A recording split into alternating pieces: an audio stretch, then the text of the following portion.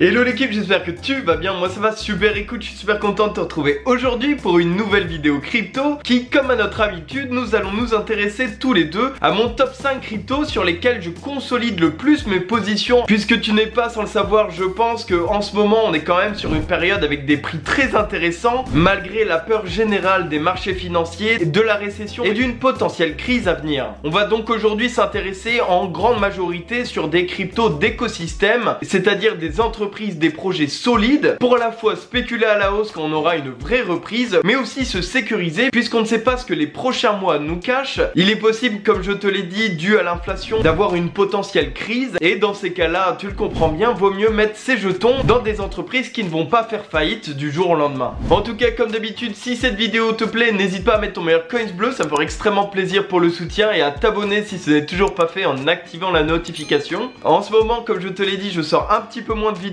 sur la crypto, étant donné que depuis plusieurs mois mes stratégies personnelles d'investissement sont pour le moment inchangées, puisqu'on est à peu près dans la même situation depuis juin 2022. Je te fais donc maintenant beaucoup plus de shorts, liés par ailleurs à ma collection NFT. Si ça t'intéresse, tu peux aller checker ça sur la chaîne ou tout simplement dans les liens qui sont en bio pour avoir un peu plus d'infos. Bref, trêve de bavardage, nous on est parti. Bon, aujourd'hui tu l'auras compris, on reste malgré nous dans la même situation qu'il y a plusieurs mois. Grâce et à cause d'événements d'actualité mauvaise et bonne, et bien au final on est revenu exactement au même point. On a donc un marché en consolidation qui aura d'ailleurs pu retester les 18 000 $ du Bitcoin, ce qui, en prenant du recul, n'est pas forcément mauvais puisque ça montre une nouvelle fois que le Bitcoin n'est pas pour le moment prêt à lâcher sa position, sauf en cas bien entendu d'aléas externes trop importants et bien sûr négatifs. Nous sommes donc dans une phase avec beaucoup de chandelles d'incertitude, c'est-à-dire tout simplement faire par exemple du plus 5% une journée et refaire du moins 5% le lendemain. L'idée ici, c'est que personne ne sait quelles répercussions on pourra avoir de cette potentielle crise qui serait à venir vis-à-vis de tous les marchés. Les deux côtés positifs à la crypto pour ce genre de période, c'est tout simplement en tout premier lieu d'avoir justement la possibilité d'investir dans des domaines technologiques 3.0 qui sont logiquement notre futur, et donc aussi un domaine plein d'innovations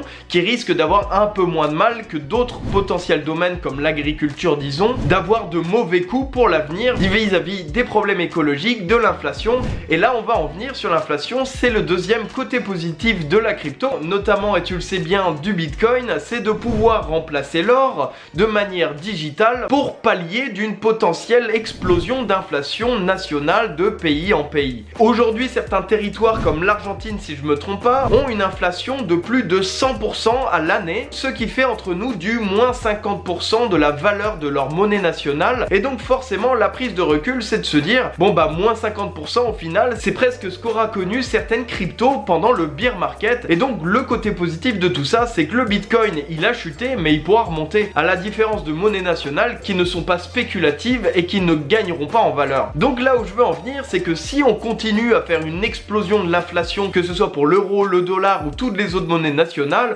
au final le Bitcoin et d'autres crypto-monnaies auront une réelle plus-value vis-à-vis de ce marché qui se casse littéralement la gueule. Alors maintenant tu peux très bien me dire, mais Valentin, du coup pourquoi la crypto perd en ce moment? Eh bien pour le coup ici c'est très simple à expliquer. Le marché de la crypto-monnaie est pour le moment pas assez mature pour pouvoir garder assez de confiance aux investisseurs sur le marché, puisque la plupart des gens... je suis un peu en contre-jour, j'ai l'impression, hein. Contre-jour, bonjour.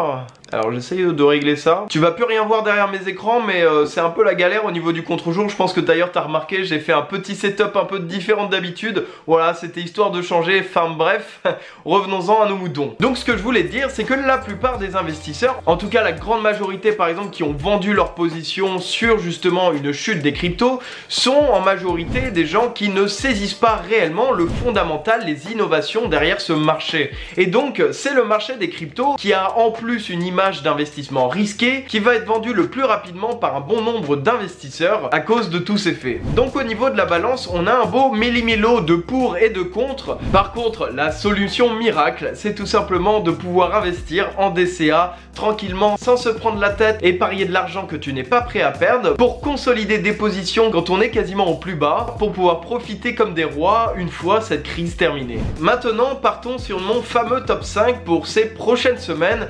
Bien entendu, entendu, tu le sais bien, je ne suis pas conseiller en investissement. Je suis juste un gars dans son bureau qui, tout comme toi, investit en crypto et qui partage justement ses stratégies. Donc continue à bien prendre du recul, faire tes recherches de ton côté, bref. La première crypto que j'ai à te présenter, tu la connais très bien, c'est la toute première crypto que j'ai aussi présentée sur le mois de septembre. C'est tout simplement le Bitcoin. Pourquoi te recaler une seconde fois le BTC? C'est tout simplement que en ce moment, pour moi, c'est très intéressant de pouvoir investir dessus, puisqu'en premier lieu, sur des périodes de bear market ou d'incertitude, t'appelles ça comme tu veux, eh bien le Bitcoin sera l'actif qui perdra le moins en valeur par rapport à toutes les autres. Secondo, si dans les mois à venir, on a une inflation trop importante dans certains pays, certainement que de plus en plus d'investisseurs se tourneront vers des monnaies refuges comme le Bitcoin. En tout cas, le Bitcoin bien plus que beaucoup d'actifs présents dans la cryptosphère. Et le troisième point par rapport à tout ça, c'est qu'aujourd'hui, à l'heure où je te parle, le Bitcoin est à 19 000. Il est vraiment pas très loin de sa zone support de 18 000 $. Donc ce qui fait tout simplement que stratégiquement, tu ne vas pas prendre beaucoup de risques en investissant juste au-dessus de ce palier. Maintenant, la deuxième crypto que je vais te présenter et toutes les cryptos qui vont suivre, ce sont vraiment pour le coup 4 écosystèmes que j'affectionne particulièrement de par leur fondamental, leur solidité et aussi l'avenir possible à travers leur écosystème. Donc commençons par mon cher Polkadot qui aujourd'hui a beaucoup d'actualité sur son écosystème, notamment avec le coin Moonbeam qui appartient justement à la blockchain de Polkadot. En plus de tout ça, et tu le verras à l'écran, en ce moment on est vraiment pas loin de sa zone de rechargement. Il n'aura pas repris beaucoup de valeur depuis justement mi-juin à la dernière cassure de bear market qu'on aura eu en tout cas à l'heure d'aujourd'hui. C'est donc pour moi une très bonne crypto pour mon DCA, histoire de réinvestir tranquillement. La troisième crypto que j'ai à te présenter, c'est tout simplement le projet Cosmos, qui lui aussi a beaucoup d'actualité autour de son écosystème. Je te laisse regarder ça en faisant tes recherches, tu vas voir, c'est très intéressant. Le Cosmos, si tu veux, c'est un petit peu le concurrent de Polkadot, mais pour moi, ce sont deux très beaux projets. Autant dans ma vision des choses, du coup, diversifier et de mettre des jetons dans ces deux écosystèmes. En ce moment, comme tu le vois à l'écran, il est bien au-dessus quand même de sa zone de rechargement, bien que le prix reste très intéressant et sur justement de l'investissement long terme, ça ne pose pas du tout de soucis, étant donné que tout de même il reste à des prix très accessibles et vis-à-vis d'un fondamental tout de même extrêmement intéressant. La quatrième crypto est le troisième écosystème dont je fais le plus confiance ces derniers temps pour justement mes investissements. C'est tout simplement notre cher Aave dont je t'ai déjà parlé ces derniers mois. Il avait déjà pu faire un bon 150%, rappelle-toi, sur juillet-août. Ça nous avait fait bien plaisir à la revente, on va pas se cacher. Aujourd'hui, il est à des prix intéressants. Il est tout de même plus proche de sa zone de rechargement, comme tu le vois à l'écran, que sa zone de déchargement, la zone rouge que tu vois juste au-dessus. Donc pour moi, c'est totalement un moment pour pouvoir réinvestir sur ce projet, un petit peu aussi à l'idée du Polkadot. Je ne vais pas t'en parler là pour ce top, mais ça reste aussi un très bon coin sur lequel tu peux t'intéresser. En tout cas, de mon côté, je suis persuadé de la longévité du projet Aave et de la bonne continuité sur les prochains potentiels bullrun. Pour finir avec la dernière crypto de ce top, c'est tout simplement le coin Quant. Alors cet investissement, il est vraiment pour le coup long terme. Je ne suis pas persuadé qu'il va surperformer sur le mois d'octobre précisément. Tout simplement puisque, comme tu le vois à l'écran, il est sur sa zone de déchargement. Donc il est totalement possible qu'il ait une petite baisse sur ces prochains jours, prochaines semaines. Ce pourquoi je ne parierai pas pour un 50-100% sur le mois d'octobre vis-à-vis de cette crypto. Par contre, pour la suite, sur un investissement plus long terme en DCA, c'est un très bon plan puisque la crypto en elle-même prend de la valeur et fait un petit contre-courant vis-à-vis de la stagnation et consolidation qu'on connaît aujourd'hui sur le marché.